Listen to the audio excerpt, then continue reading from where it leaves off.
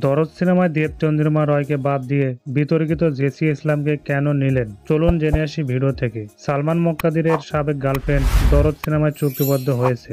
তাদের ব্যক্তিগত সম্পর্কের ঘটনা নিয়ে অনেক সময় লিঙ্ক ভাইরাল নিয়ে আলোচনায় এসেছেন, যেগুলো সবারই জানা। জেসি ইসলাম 2017 সালে বাংলাদেশ মিস ওয়ার্ল্ড বিজয়ী লাভ করে। দরদ সিনেমায় চুক্তিবদ্ধ হওয়ার নিউজ করেছেন প্রথম আলো পত্রিকা। সেখানে তারা জানায় সাকিবের প্যান ইন্ডিয়ান ছবিতে অভিনয় করতে যাচ্ছে মিস ওয়ার্ল্ড বিজয়ী জেসিয়া ইসলাম। ছবিতে তার চরিত্র থাকবে একজন অতিথি শিল্পী হিসাবে এবং বুধবার সকালে ছবিতে স্বাক্ষর করেন। এই নিউজটি জেসিয়া নিজে প্রকাশ করেছেন।